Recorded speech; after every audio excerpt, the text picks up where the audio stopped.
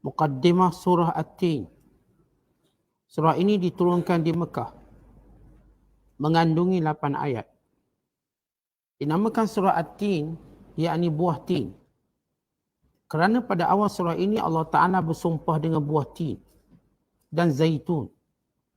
Juga dengan gunung Tursina dan negeri Mekah yang aman. Tentang bagaimana ia menciptakan manusia dalam bentuk dan keadaan yang sebaik-baiknya. Intisari kandungannya menerangkan perihal manusia dan menegaskan bahawa Allah Ta'ala telah menciptakannya dalam bentuk yang sebaik-baiknya serta berkelengkapan sesuai dengan keadaannya. Kemudian jika manusia panjang umur sehingga tua atau menyalahgunakan kelengkapan itu, Allah kembalikan dia ke serendah-rendah peringkat orang-orang yang rendah. Kecuali orang-orang yang beriman dan beramal soleh, maka mereka beroleh pahala yang tidak putus-putus. Yakni orang-orang yang beriman yang semasa mudanya tetap mengerjakan amal-amal yang soleh. Bila ia menjadi tua nyanyuk, tak dapat berbuat lagi demikian, maka Allah Ta'ala perintahkan supaya dituliskan pahala amalan yang biasa dikerjakannya dahulu, sekalipun ia tidak dapat mengerjakannya lagi dalam masa tuanya. Setelah itu Allah Ta'ala menunjukkan amarannya kepada manusia yang ingkar. Jika demikian kekuasaanku, maka apa pula yang menjadikan engkau seorang pendusta, bercakap tidak benar mengenai hari pembalasan, sesudah ternyata dalil-dalil yang membuktikan kekuasaanku mengadakan hari pembalasan itu. Bukankah Allah yang demikian kekuasaannya seadil-adil hakim? Bismillahirrahmanirrahim. Wat-tini waz-zaitun wa turi sinin wa hadzal baladil amin. Laqad khalaqnal insana fi ahsani taqwim. Thumma radatnahu asfala safilin. Illa alladhina amanu wa 'amilus salihati falahum ajrun ghairu mamnun. Fama yukadzibuka ba'du bid-din.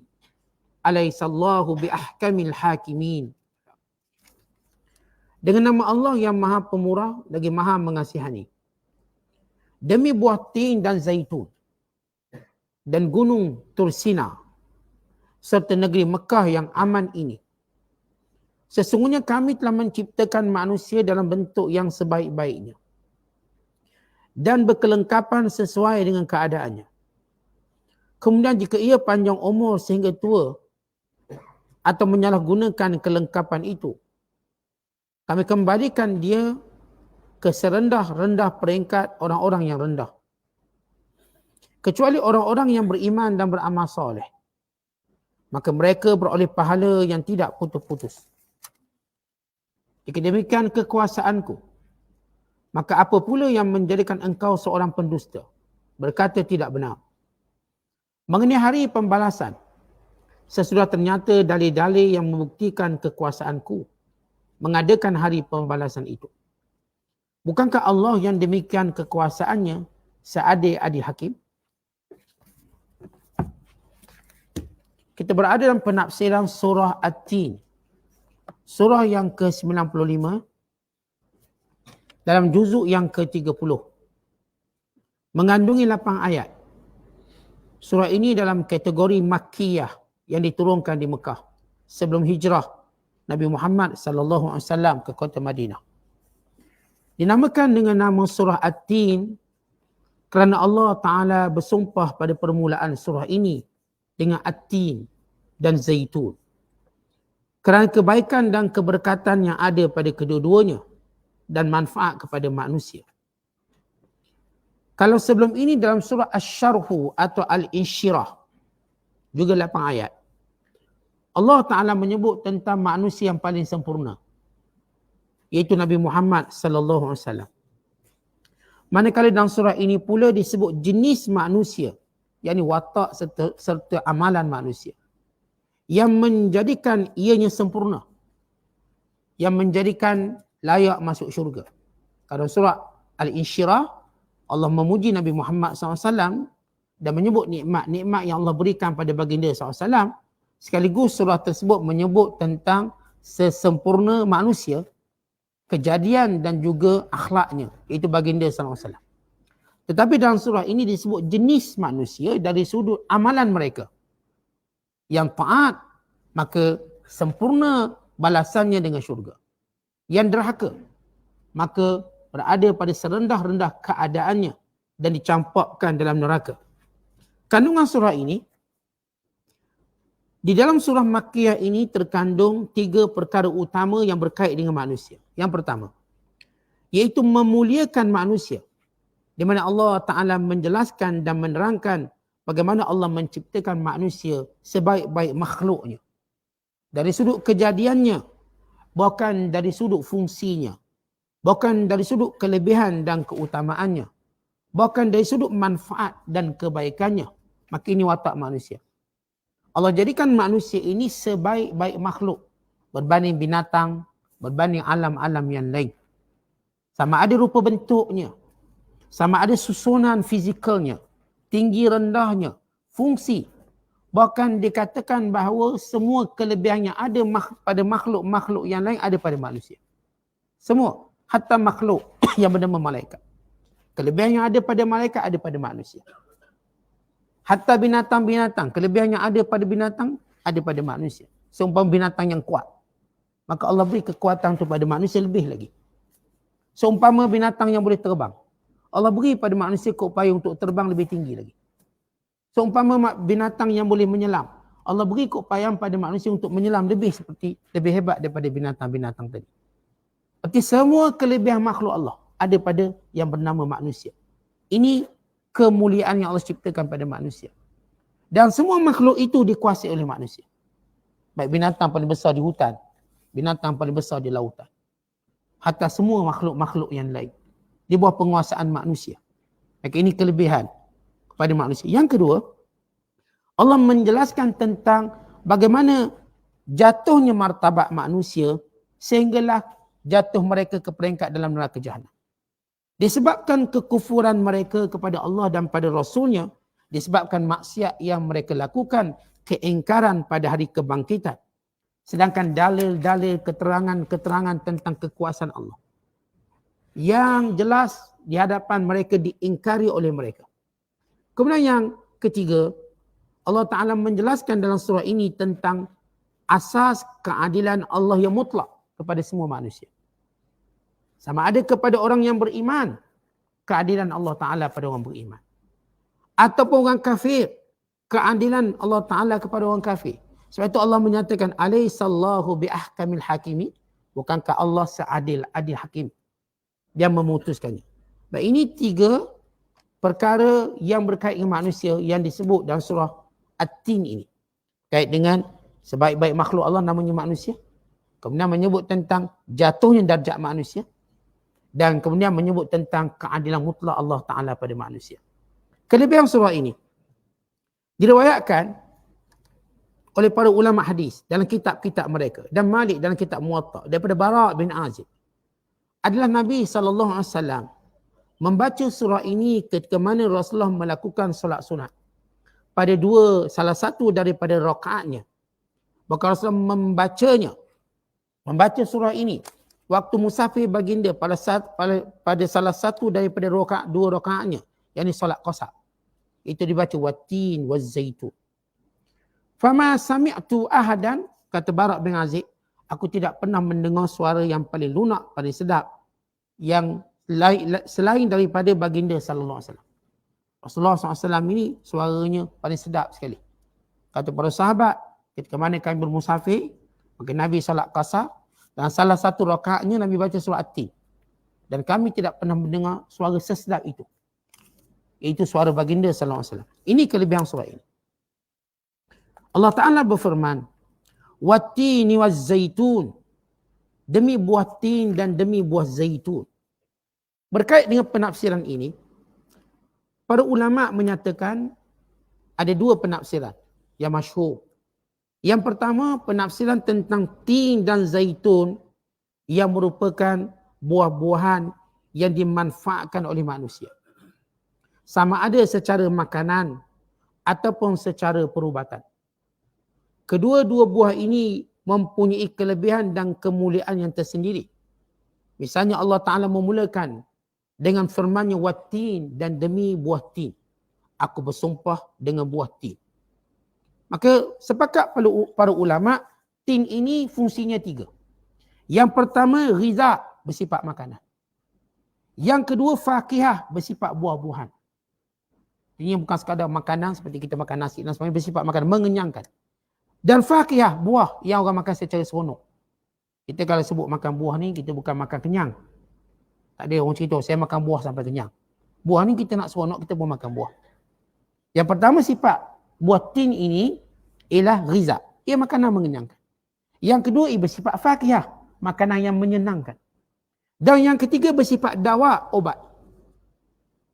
Berbagai kajian yang disebut tentang kemuliaan kelebihannya, memudahkan penghadamannya, baik untuk ususnya, bahkan sampai peringkat ia menghilangkan kahak, membersih buah pinggang, dan juga apa sahaja perkara yang berkait dengan penyakit usus. Bahkan ia juga menggemukkan badan.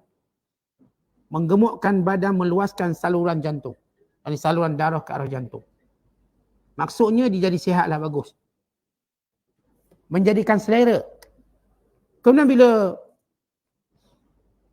para ulama menyebut tentang penafsirannya, bagaimana buah ini, yakni buah tin, mempunyai khasiat dan kelebihan, diriwayatkan dalam satu hadis daripada Ibnu Sunni dan Abu Nuaim daripada Abi Dzar. Nabi SAW menyatakan, innahu, yakni buah tin itu, yaqta'ul bawasir wa yanfa'u minan nikras. Ia memberi kebaikan kepada orang yang berpenyakit buasir dan penyakit bengkak pada sendinya. Disebut dalam hadis, namun Imam Suyuti mendhaifkan hadis ini. Tapi kalau dalam bab makan tak ada apa hadis dhaif pun. Tak ada hadis pun belasah juga.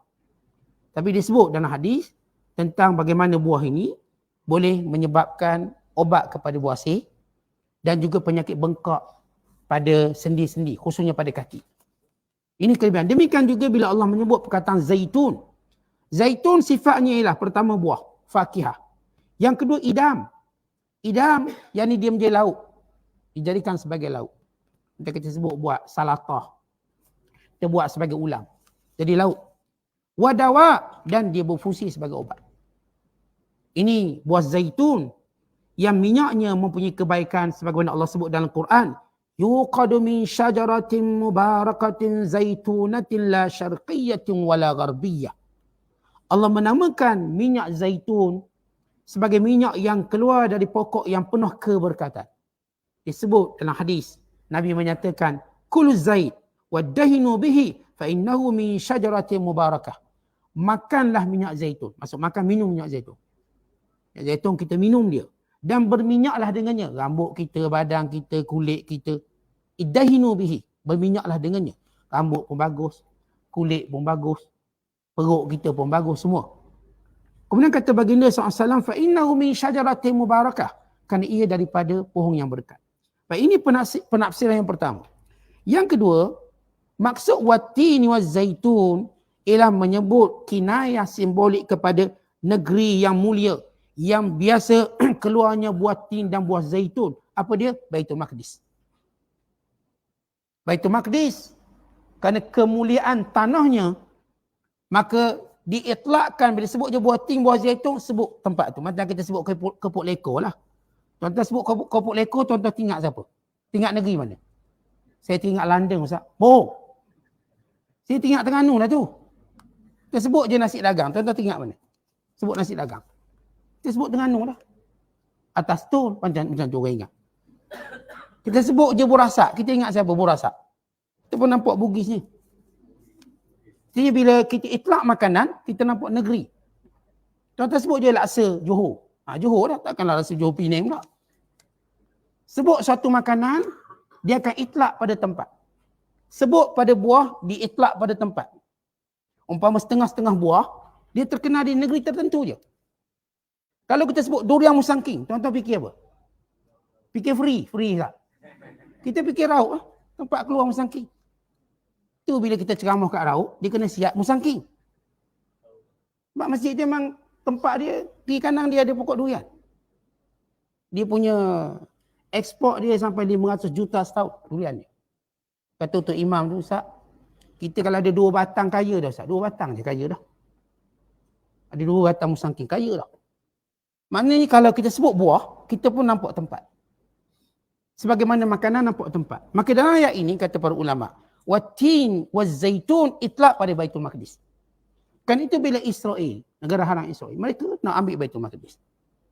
Kenapa? Keberkatan tanahnya. Dan keberkatan buah yang pokok yang tumbuh padanya. Baik, buah tin buah zaitun sudah berkat. Dia tumbuh pula di negeri paling berkat, maka bertambah keberkatan. Dia macam kurma ajwah lah. Ajwah tu buah yang baik. Dia tumbuh pula di Madinah.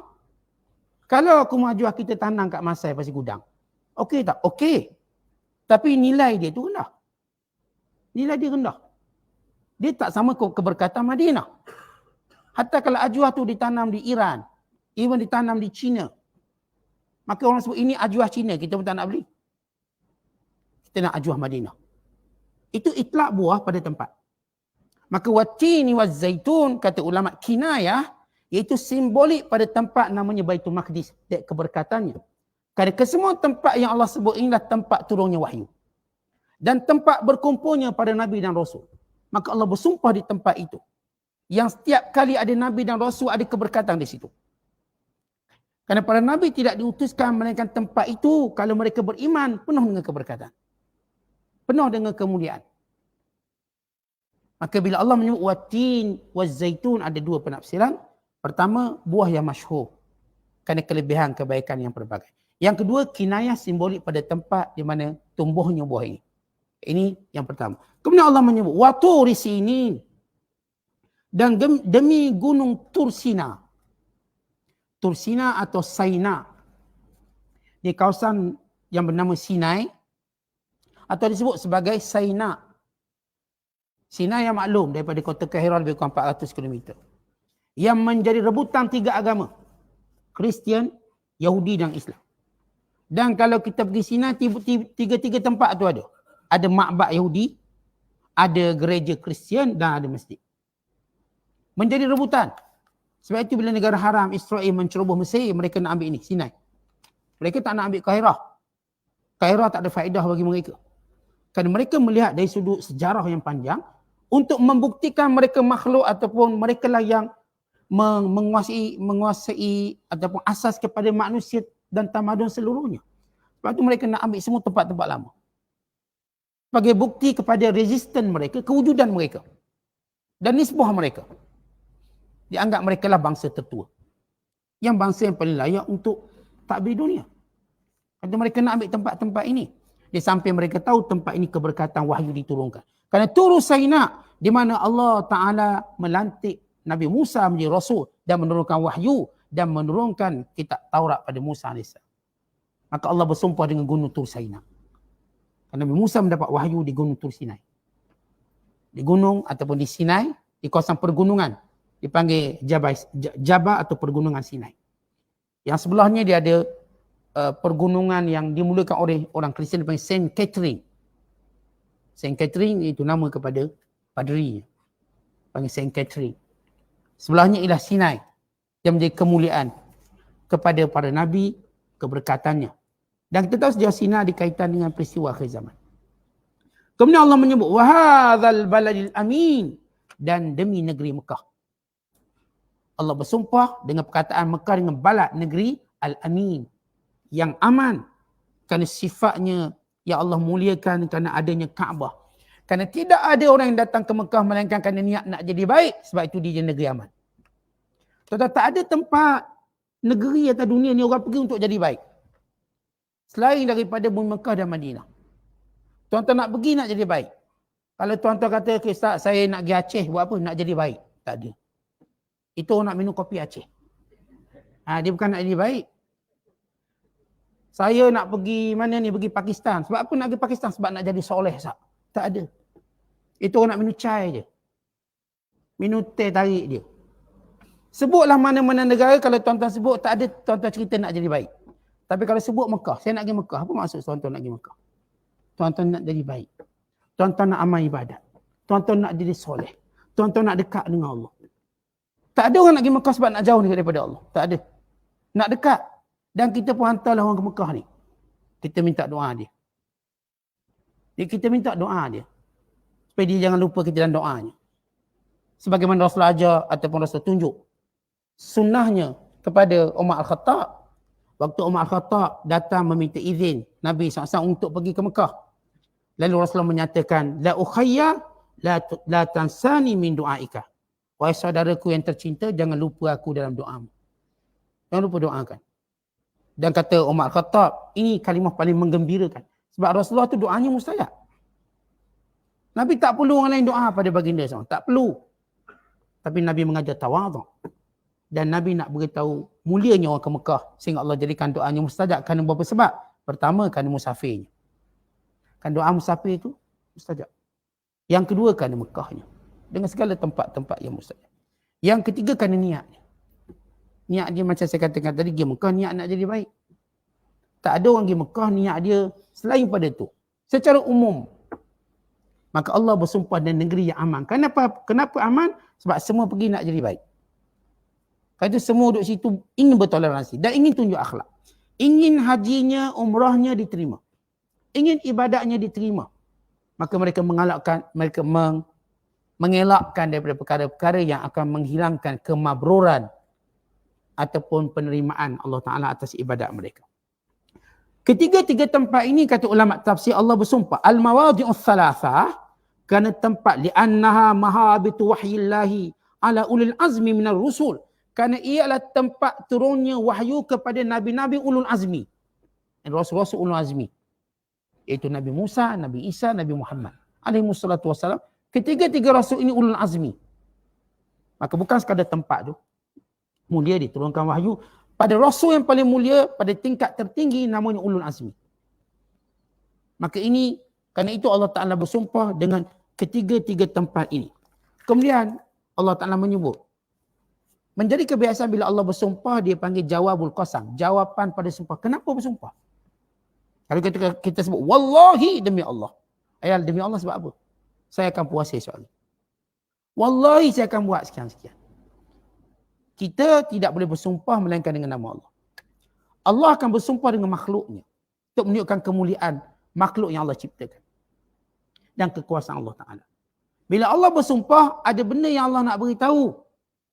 Dia panggil jawabul qasam. Jawab pada sumpah. Apa yang Allah sebut? Laqad khalaqnal insan fi ahsani taqwim. Bahawa sesungguhnya kami jadikan manusia itu sebaik-baik kejadian. Maksud sebaik-baik kejadian dari sudut wajahnya. Tetapi tidak ada wajah makhluk Allah yang lebih comel pada manusia. Kita ambil wajah monyet, ambillah wajah binatang lain, ke kembung, ke selah. Tuan-tuan tengok dengan muka tuan-tuan, mana lawa? Lawa kita lah manusia. Tak rimau ke, gajah ke, zirafah ke. Lawa kita dengan mata kita yang sempurna. Hidung kita. Dengan telinga kita. Lawa kita. Supaya kita mensyukuri nikmat kejadian ini. Cari binatang yang mukanya lawa pada kita. Panda ke ada tak? Panda tu lawa pada kita. Tengok muka panda. Rasa panda lawa lagi tak? Tak. Lawa kita. Tengok mata kita boleh kelip banyak mana. Tengok telinga kita. Tengok lidah kita yang boleh berkata-kata. Manusia lawa. Allah jadikan lawa. Kemudian dari sudut syakal. Bentuk dia. Rupa satu bentuk kita. Dengan tangan, dengan kaki bentuk kita. Dengan bentuk badan kita. Walaupun dah terlebih berat sekarang tetap lawa lagi. Kan dah berat lebih dah tapi tetap nampak lawa lagi. Walau dah banyak tayar spare, okey lagi. Orang panggil tayar spare. Lemak banyak. Tapi okey lagi. Tetap lebih lawa daripada binatang lain. Makhluk-makhluk yang lain. Kemudian dari sudut muntasibul qamah. Kita mampu berdiri dengan sempurna. Contoh binatang lain boleh tak berdiri. Sebut binatang boleh berdiri yang sempurna, kucing. Lama mana dia boleh berdiri? Kita manusia boleh berdiri. Kita berdiri boleh merangkak, boleh belaka. Dah buat belaka, malam-malam merangkak. Kita pun boleh berdiri, tegak. Kita pun boleh berbaring.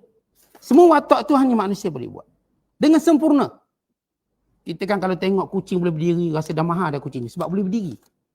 Diri 2 kaki, berjalan 10 langkah. 4,000 harga kucing tu. Yang anak dia boleh berdiri tu tak nampak nilai dia. Yang suami dia tu boleh berdiri, dia tak nampak nilai dia. Itu dia muliakan kucing lebih pada suami dia. Sebab apa? Kucing ni boleh berdiri, Ustaz. Dia berdiri, cakap, boleh lambai-lambai sikit. Suami dia tak hari lambai, tak ada nilai. Ini kesempurnaan manusia dipanggil muntasibul qamah. Berdiri dengan bagus. Sawiyul a'dha, sempurna dari susunan anggota badan. Ya'kulu biyadihi, makan dengan tangannya. Bila Allah turunkan ayat dalam Allah sebut dalam Al-Quran, walaqad karramna bani Adam, sesungguhnya kami muliakan anak Adam. Setengah ulama menafsirkan kemuliaan itu kerana manusia makan dengan tangan. Tuan-tuan, manusia ni makan dengan tangan. Binatang-binatang lain makan dengan mulut. Maksudnya dia tonyah mulut dulu. Tonyah mulut dulu. Habis tak monyet makan dengan tangan. Tak, memanglah monyet makan dengan tangan. Tetapi dia juga suka tonyah mulut dia. Berbanding manusia. Manusia kalau tonyah mulut dia, itu tandanya suka nikah. Tonyah mulut. Cari gula-gula yang hilang dalam tepung. Tonyah mulut. Walaupun kita tak setuju suka macam gitu. Suka tu tak boleh elok. Tapi orang kita kan buat masa suka nikah, tadika. Dia tonyahnya mulut. Cari gula-gula. Sampai bertepung muka. Menang, seronok. Tapi kita dah rendahkan martabat kita. Dah jatuhkan martabat kita. Manusia makan dengan tangan. Ataupun jenis makan hyper tergantung. Tangan tak belakang. Macam banduan makan. Hyper tergantung. Seronok boleh menang. Allah sempurnakan kita dengan makan dengan tangan. Dan kita tahu kelebihan makan dengan tangan. Bukan sekadar menampakkan kecantikan manusia ketika makan. Adab. Kemuliaan. Zat yang ada di tangan manusia. Gilak jari yang diajar oleh Nabi SAW. Ada kelebihan. Dan tangan ni tak berkongsi dengan orang. Tangan tu tangan kita, tak ada lagi orang makan pakai tangan orang lain. Boleh saya pinjam tangan sekejap. Tapi sudu memang kita kongsi lah. 5 tahun sudu tu berkongsi, 100 orang makan. Tu sedap tu. Mulut dia kongsi. Ni tangan kita sendiri yang berhak, tak ada orang kongsi. Sebaik-baik cara makan. Makan dengan tangan. Kemudian manusia dia muliakan dengan cara berfikir, cara bercakap, cara merancang dan hikmah kebijaksanaan. Semuanya ini dengan makna ahsani takwim. Kata manusia makhluk yang boleh merancang. Binatang tak boleh merancang. Monyet tak merancang, gajah pun tak merancang. Kita merancang. Sama ada kita merancang yang baik atau merancang tak baik. Mungkin kita merancang nak pergi kuliah, baik. Atau merancang tak nak pergi kuliah, tak baik. Tapi tetap kita merancang. Kita merancang nak jadi sekian-sekian. Kita juga merancang nak jadi gitu dan begini. Maka inilah manusia yang Allah berikan keutamaan dan kelebihan. Kemudian kata Allah SWT, dan setengah ulama ketika menafsirkan ayat ini, mereka bawa satu kisah yang menarik yang menceritakan tentang ahsani takwim, sebaik-baik kejadian. Diceritakan Isa bin Musa Hashimi, dia sangat sayangkan isteri dia. Dia satu kisah yang berlaku pada zaman kegemilangan umat Islam. Ada seorang lelaki, orang berjawatan namanya Isa bin Musa Hashimi.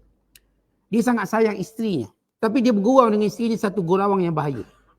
Dia gurau, dia kata apa? Satu hari dia bergurau. Anti talikun thalasan illam takuni ahsana minal qamar.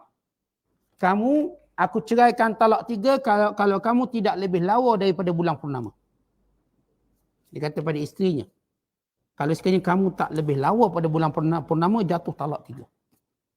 Isteri dia dengar macam tu, fanahadat wahtajabat anhu. Isteri dia cepat-cepat bangun dan terus pakai hijab balik. Artinya isteri dia menganggap jatuh talak. Isteri dia menganggap bahawa bulan purnama lebih lawa pada dia. Suami dia kata kalau awak tidak lebih lawa pada bulan purnama, jatuh talak 3. Maka isteri terus berhijab. Kerana menjadi ragu-ragu dengan lafaz tersebut. Lalu isterinya berkata, talliqni. Isterinya berkata, talaqtani, engkau telah menceraikan aku. Wa bata bilailatin azimah. Malam itu malam yang paling duka cita antara dua pasangan ini. Falamma asbaha, dan bila mana pagi esoknya, ghada ila darin Mansur. Dia bertemu dengan Khalifah Mansur. Khalifah zaman kerajaan Abbasiyah, Khalifah Mansur. Fa akhbarahu khabar, dan dia pun cerita kisahnya. Lalu Mansur pun, sebab Isa bin Musa ni orang kepercayaan dia, pun sedih, tumpang sedih. Apakah lafaz itu jatuh talak 3? Lalu Khalifah Mansur, yakni Abu Ja'far al-Mansur, Khalifah pengasas pada kerajaan Abbasiyah, selepas abangnya Abdullah Safah, dia pun kumpulkan semua para ulama. para fuqaha. Lalu semua para fuqaha berkata dia telah diceraikan talak 3. Dia jatuh talak. Kerana kalau suami dia berkata kalau kamu tidak lebih lawa pada bulan purnama kamu jatuh talak 3. Maka semua orang bila kita buat tasbih awak ni macam bulan purnama. Untuk bila kita tasbih ni buat satu perbandingan. Yang dibandingkan itu lebih lawa. Lebih baik. Contohnya, suara awak sebiji macam suara sekian-sekian. Suara tu yang lebih baik. Suara awak ni macam je. Kalau kita awak ni lawa bulan purnama. Bulan purnama tu yang lawa sebab itulah ditamsilkan atau disamakan. Dari sudut kaedah ilmu balaghah. Itu kaedah bahasa Arab. Maka kata semua para fuqaha telah diceraikan. Melainkan seorang ulama mazhab Hanafi. Dia diam. Lalu kata Abu Ja'far Mansur, "Malaka la tatakallam?" Kenapa kamu diam? Lalu kata ulama ini, "Bismillahirrahmanirrahim. Wat-tini waz-zaitun wa turi sinin wa hadzal baladil amin. Laqad khalaqnal insana fi ahsani taqwim." Dibaca surah At-Tin dia. Dia pun kata, "Ya Amirul Mukminin, fal insanu ahsanul asya' wala syai'a ahsanu min." Wahai Amirul Mukminin, Allah sebut dalam Quran, manusia selawa-lawa makhluk. Tidak ada yang lebih lawa pada manusia. Artinya manusia ni lawa pada bulan purnama. Baru tuan-tuan tahu tuan-tuan lebih lawa pada bulan purnama. Tak payah nak banding bulan purnama. Tuan memang lawa pada bulan purnama. Ini Allah sebut dalam Quran. Ini bukan pujian tukang ampu. Allah sebut. Manusia ni sebaik-baik kejadian. Arti lebih lawa pada bulan purnama. Lebih lawa daripada mana-mana makhluk yang kita tasbihkan dengan dia. Kita kalau kalah pun kalah sama manusia. Itu mungkin kalah. Artinya dia ni lebih cantik pada awak. Itu kita kalah. Tapi kalau kita banding dengan makhluk selain pada manusia, kita menang. Dengan nas yang disebut oleh Allah. Akhirnya, gembiralah. Kata Mansur pada Isa bin Musa, "Al-amru kama qala ar-rajul." Dalam kaedah fiqh, bila pendapat ulama' tu banyak, jadi satu kaedah. Disebut, Al-hakimu yarfa'ul khilaf. Pemerintah, dia akan menentukan pandangan mana yang diterima. Ini khilaf ulama'. Ini kata cerai, ini kata tak. Pemerintah yang akan menyelesaikan kekhilafan tersebut. Misal contoh, kita di Malaysia seperti itu, mazhab banyak lah. Dan itu semua pandangan ulama' dan betul. Tapi pemerintah boleh pilih salah satu. Kalau kita pun gezek mazhab Syafi'i sebagai mazhab kita. Maka itu yang diputuskan. Kalau bab pernikahan dan semua benda-benda yang menjadi kes mahkamah. Adapun hal-hal peribadi itu terserah. Kalau bab penghakiman, maka ia akan kembali kepada ketentuan pemerintah terhadap kekhilafan para alim ulama'. Dia akan menentukan. Maka kata Mansur, fatwa yang sebenar fatwa yang disebut oleh ulama' ini. Fa'aqbala ala zaujatihi wa arsala Abu Ja'far Mansur ila zaujati rajul an ati'i zaujaki wa la ta'sihi fama talaqaki. Lalu Al-Mansur pun suruh suami dia pulang semula pada isterinya dan mengarahkan isterinya supaya mentaati suaminya dan menyatakan bahawa cerai tidak berlaku. Maka kembali dia taat. Jadi ini menunjukkan, kata Imam Qurtubi, cerita ini menunjukkan secara jelas bahawa manusia selawa-lawa makhluk Allah Ta'ala. Bahkan, kata Imam Qurtubi, lawa manusia ini zahir dan batinnya. Gambarannya, susunannya, kepala dan apa yang ada padanya, dada dan apa yang dihimpunkan padanya, perut dan apa yang terkandung padanya, kemaluan apa yang ada padanya, dan kedua tangan dan fungsinya, kedua kaki dan fungsinya. Demikian ahli falsafah menyatakan manusia ini merupakan alam kecil. Manusia ini alam kecil. Ini alam sah, kita alam kecil. Kerana semua benda yang ada pada makhluk terhimpun pada manusia. Maksudnya yang saya sebut pada mukaddimah, apa pun yang ada pada makhluk lain disebut keistimewaan, dia ada pada manusia. Kita sebut cerdik. Kita sebut ni monyet, chimpanzee ni cerdik. Benda tu ada pada manusia. Manusia lebih cerdik pada monyet tu. Kita sebut binatang yang berkata-kata. Manusia lebih berkata-kata. Binatang yang pandai fikir. Kita sebut ada setengah binatang, dia pandai fikir. Maka manusia lagi pandai fikir. Kita sebut ada binatang yang pernah saya cerita dulu. Bila mereka buat kajian, serigala binatang yang paling bagus jaga keluarga. Kalau mereka berjalan, rombongan tu mereka akan susun. Kelompok tua duduk tengah. Untuk diprotek golongan muda. Yang pahlawan sekali duduk belakang sekali. Mereka susun. Dan mereka binatang yang paling jaga ukhuwah. Dan mereka bila makan, mereka beri orang tua dulu. Itu serigala. dijaga. Dia beri ni orang lemah dulu. Sebab tu cerita tentang budak dijaga oleh serigala. Budak dijaga oleh serigala bukan saya saja dipilih. Pakat letak je cerita tu. Sebab kajian tentang sifat serigala yang menjaga dia punya kelompok dia dengan lebih baik. Tanya yang tua-tua tak perlu cari makan. Ini geng-geng pencing. Dia makan pencing je. Jadi yang cari pencing ni geng-geng muda-muda ni. Susunan cantik, manusia lebih hebat pada tu. Apa pun kita nak cerita tentang makhluk lain, keistimewaan, kelebihan ada pada manusia. Sebab itu tuan-tuan, kita kena muliakan manusia lebih pada yang lain. Kalau ada yang lebihkan binatang pada manusia, dia tak kenal manusia. Dia tak kenal manusia. Kadang-kadang mati seekor anjing, heboh satu dunia. Ni umat Islam mati dekat Gaza, mereka pekat diam belaka. Pekat diam. Kononnya nak bela ni, hidupan, nyawa binatang. Nyawa manusia lebih berharga daripada Kaabah. Kata Nabi SAW, satu nyawa orang beriman atau satu nyawa manusia lebih bernilai pada Kaabah tu sendiri. Kaabah ni tuan-tuan, kalau untuk boleh bina balik. Nyawanya bila hilang tak boleh kembali balik. Artinya betapa tingginya nilai nyawa dalam Islam bagi manusia, untuk manusia. Kemudian Allah Ta'ala menyebut, sesudah menceritakan tentang manusia, tentang sebaik-baik kejadian, Allah Ta'ala kata, thumma radatnahu, kemudian kami kembalikan manusia. Asfala safilin, pada kedudukan yang terendah. Melainkan orang yang beriman dan beramal soleh, bagi mereka pahala yang berterusan. Baik, kedudukan yang rendah ada dua makna. Makna yang pertama, kata para ulama, ialah dimasukkan ke dalam neraka disebabkan manusia dengan keutamaan dan kelebihan yang diberikan padanya tidak beriman pada Allah. Asal manusia ni Allah jadikan sempurna, baik, bagus. Tapi dia kufur, maka tempatnya dalam neraka. Tak ada nilai apa pun kelebihan kamu ada. Apa pun kelebihan kamu ada, kalau kamu kufur dan ingkar pada Allah, tempat neraka. Maka ini panggil asfala safilin, serendah-rendah makhluk, lebih teruk pada binatang. Sebab binatang pun tak masuk neraka. Tidak ada binatang yang masuk neraka. Manusia jahat masuk neraka. Dan ini Allah sebut dalam Al-Quran. Ulaika kal an'am, balhum adhar. Mereka seperti binatang, bahkan lebih teruk pada binatang. Ini pendapat pertama penafsiran. Penafsiran yang kedua, maksudnya Allah kembalikan manusia pada usia tuanya. Tetap pada muda comel belaka lah. Maka bila kita tua, nampaklah kekurangan. Gigi asal ada, hilang semua gigi. Rambut hitam, semua putih beruban. Dulu gagah kuat, semua lemah. Akhirnya yang sombong-sombong waktu muda, dah tua hilang segala kekuatan. Tetapi pengecualiannya pada orang beriman.